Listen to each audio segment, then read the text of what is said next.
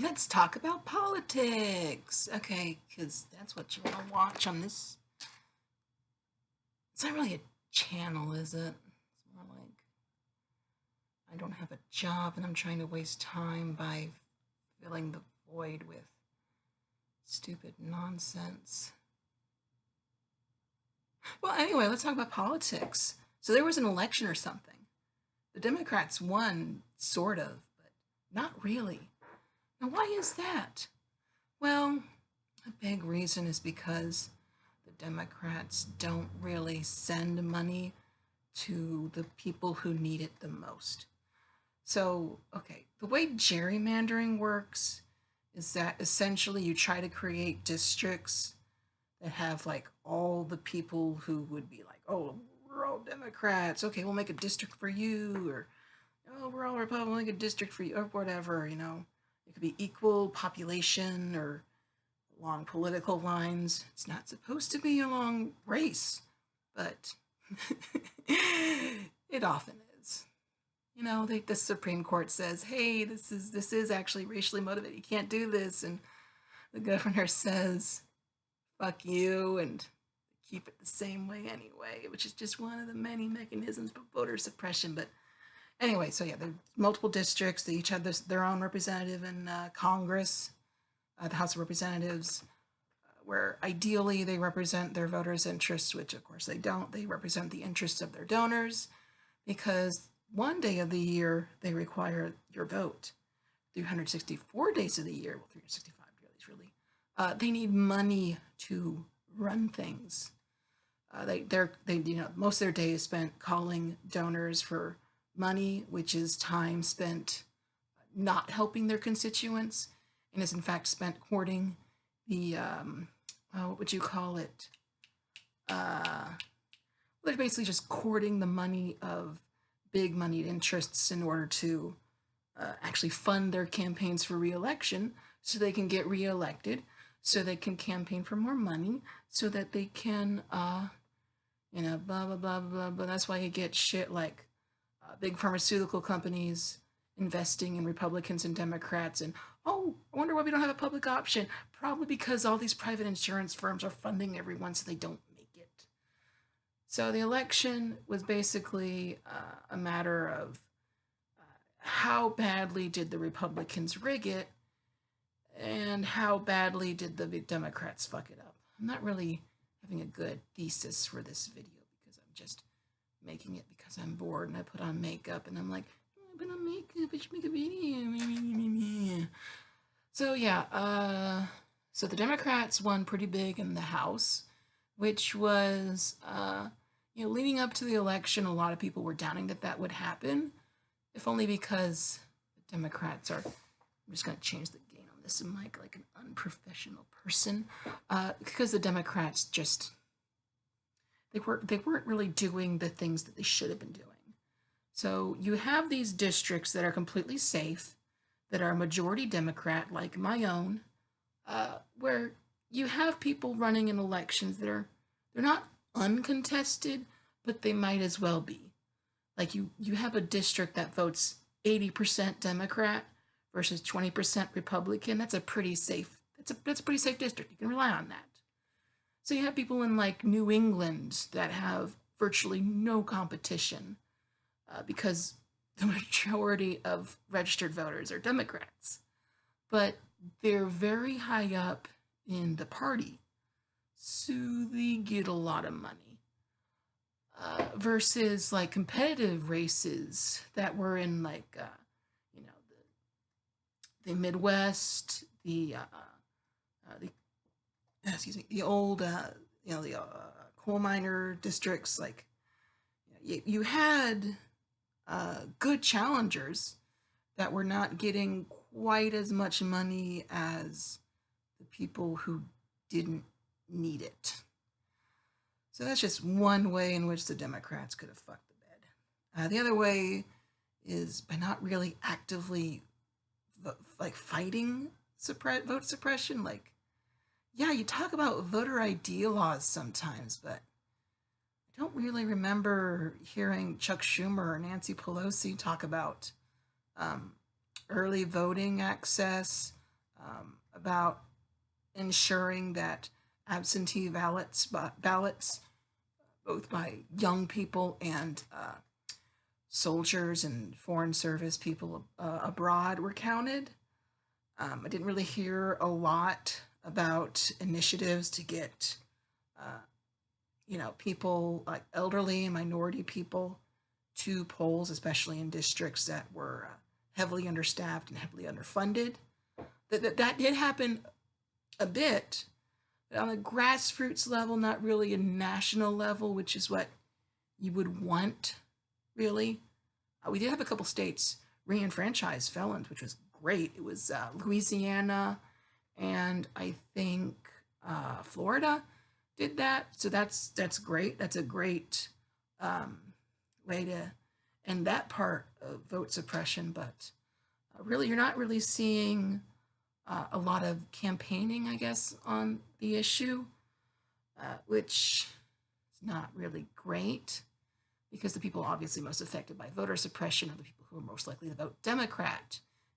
Black people, Latinos, just poor people in general.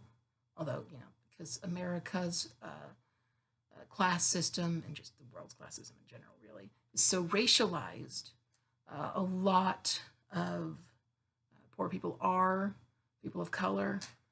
Uh, so it's more like, it's kind of, is it really affecting race? Is it targeting class? Yes, in essence. So you have the vote of a lot of people being suppressed in a lot of places. You have a lot of money that's not really going to places it should be. And you also have Democrats refusing to campaign on winning slogans. Like Medicare for All is a slogan that tests super well with everyone who hears it, regardless of political party, regardless of political affiliation. It polls really well. What do Democrats run on? Well, I know what Tim Kaine ran on. He ran on healthcare reform. Yes, healthcare reform. I don't know what he means by healthcare reform. I thought we already did that. I thought that's what the Medicare, not Medicare for all, excuse me. I don't remember what it's called other than Obamacare, so I'm just going to call it Obamacare. I thought that's what Obamacare was for, but clearly not, because Obamacare was basically a stimulus package for the health insurance industry.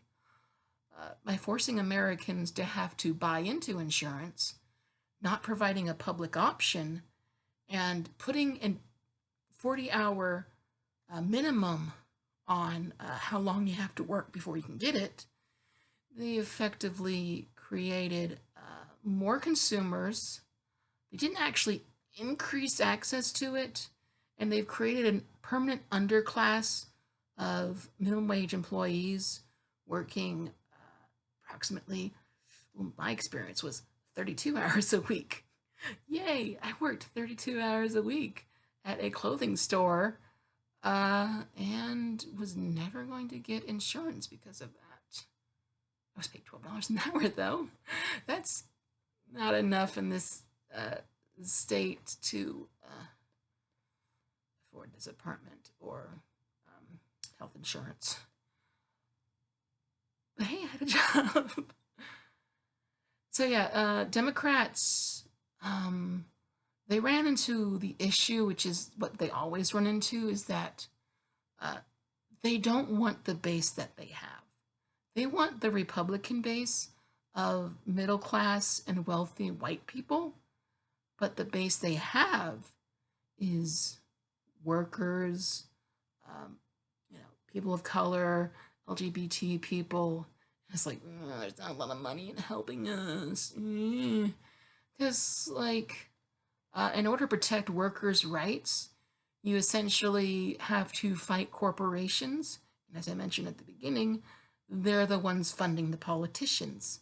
So what you wind up having is a party that wants to serve the interests of capital, but their constituents are actively being hurt by capital. Whether you are LGBT, Black, Latino, or just a poor white person, you're getting fucked over by the same people. You're either getting scapegoated, or more accurately, you've been relegated to an underclass of low paid workers who work uh, menial jobs for little pay and are essentially completely insecure in your income. And sometimes, quite often for people of color and LGBT people, you're pushed into the prison industrial complex where you become essentially a slave, making sweatshop wages to produce all sorts of products. And then you get out of prison and you can't get a job. So you go back to crime, and then you go back to prison, and then you go repeating this cycle over and over and over again. And in a lot of states, you lose your right to vote. So you're essentially free labor for the prison industrial complex, which the capitalist system is really dependent on. That and third world slave labor. So what you have is a system that is fundamentally set up so that all of the people who have the power to change things are completely not interested in doing that, because they need the money of donors in order to run their campaigns and to get reelected. And Citizens United has just made this a lot more transparent. So Democrats, they won big in the House. They didn't take back the Senate, which they probably could have if they had managed themselves better and actually ran on things that were popular, as opposed to simply saying, hey, we're not Donald Trump, we're not Republicans, which, it's not a platform. It's the opposite of a platform. That's an anti-platform. You're not even really all that against the things Donald Trump does, because, the deportations under Obama and drone strikes and unauthorized wiretapping and all that is pretty similar. But, Russia, it's it's pretty obvious that Donald Trump has something to do with Russian oligarchs, but it doesn't really matter in the long run because American people don't care. Republicans will never care. And Democrats are completely spineless and incapable of actually attacking them on it properly. They just go, ooh, Russia, ooh, scary, but no one's biting because no one cares. Is it important? Maybe, or maybe not. So yeah, what you wind up with is a Democratic Party that is at worst complicit and at best deeply incapable of actively fighting Trump and some of the worst of his totalitarian policies, either because they genuinely don't care or they're just too fucking stupid. Like, you see Nancy Pelosi saying that she's not going to do what Republicans did? That's what you need to fucking do. Okay, it's true that when Mitch McConnell said he was going to do everything in his power to make Barack Obama a one-term president, he clearly failed because he wasn't. But you know what he did do? He kept him from appointing justices, even a Supreme Court justice. Remember that? They stole a Supreme Court appointment from Barack Obama. Do you know what that means? That means you should do the same fucking thing, you pieces of shit. Oh, and they're like, someone sent bombs to a bunch of politicians, but people yelled at Tucker Carlson at his house, and that made him feel bad. And those are the same things. It's all violence.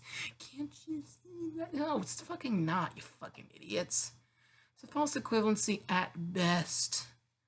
Like, you're talking about people who are promoting a fucking racist agenda that they're practically calling for a crystal knocked of like Latinos. And I'm saying this on the anniversary of Crystal Nacht, which, for those of you who don't know, is when Jewish businesses were attacked prior to the start of the Holocaust. Yeah, the references to Nazis are getting like more and more overt, which, yes, of course, the Nazis learned it from us, the Americans. You are correct.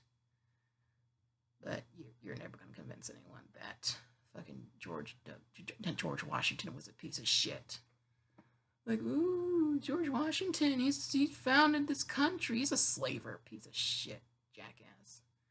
Ooh, he raped his slaves, like just like everybody else. Pieces of shit. So yeah, it's the state of American politics. I didn't vote, by the way, because like I said, I live in a solidly Democratic district. And I was looking at polls that indicated that the Democrats are going to win anyway. And it's not like they were going to lose by one vote. So I didn't vote because I didn't want to vote for Tim Kaine, the defender of banks. Yeah, he fucking voted to deregulate banks after the slap on the wrist they gave them after the 2008 financial crisis. Yeah. He's not going to get punished for that. Unless someone challenges him from the left, which likely won't happen for a while. So the current state of politics is we have a Democratic Party that is equally servant to capital as Republicans. They're just less overtly so. And then you have actual, literal, not even crypto, just actual fascists in the media calling for they're calling for the caravan to be shot and crap, and that's really fucking scary, actually. So you got all this shit going on, and you have an opposition party that isn't an opposition party. You want to see an opposition party? It's the Liberty Caucus. The Freedom Caucus. You know those Tea Party shitheads who got elected in 2010 after Obama won, and everybody was like, "Oh yeah, Obama's in power, blah blah blah, but we are astroturf. We're libertarians." Yeah, they have actual like ideals. Unlike the Democrats, they have actual policies that they want and policies that they hate. And so when they tried to repeal Obamacare, do you know what happened? They blocked it because it kept too much in place. They said, we will budge no further. We want it completely gone. We don't want there to be care for people with pre-existing conditions. We want it gone. And if you're not willing to deliver that, we're not going to compromise, because that's not what we were elected for. We were elected to repeal it, not to partially repeal it, not to repeal a little bit of it, not to repeal a piece of it, all of it. That's what we were elected to do, which, I mean, they're not entirely wrong because of that whole 2010 thing, but it's more like they were elected because a black man was in charge of America and people were scared. Well, white people were scared. I think at this point, the majority of their constituents actually like Obamacare. They like having their pre-existing conditions covered. It's just that there was so much fear-mongering from Fox News that they thought they would hate it. But now that they have it, they like it. And if they took it away, they would be pretty pissed. But they're probably right that they wouldn't actually punish them for it. Because I don't want to say Republican voters are stupid. They're just really racist. And they're like willing to accept pretty much anything on the promise that what's happening to them will be better than what's happening to black people. And they're also a little stupid, but so are Democratic voters a lot of the times, honestly. Like it's equal opportunity. Everybody's fucking stupid in this country, except for me, because I'm a real fucking dumbass. So but yeah, we have capital that's basically calling the shots for everything. We have politicians who are incapable of listening and who think that an angry public voicing their concerns at public figures is the same as sending them bombs. Figure that one out. So the question is, where do we go from here? Just join a fucking union. I joined the industrial workers, the IWW, Industrial Workers of the World, the one big union. I probably join other unions at some point, maybe. I don't know. That seems to be the best thing to do right now is to try to do grassroots work, because no matter how many times you vote, Democrats aren't going to save you. They don't want to. They don't want you as their voters. And, they are worse at opposing Trump than members of his own party. Think about that. Think about the fact that we still have pieces of Obamacare because of the Liberty Caucus. Yay. Now, this is about a 23-minute video that no one's going to fucking watch. I don't even know if I'm going to upload it, so I'm just going to call it a day. Thanks, YouTube. Hope you liked this. It probably didn't, though, because I don't like it. Why'd you upload it? Because I have 26 subscribers. It gives a shit.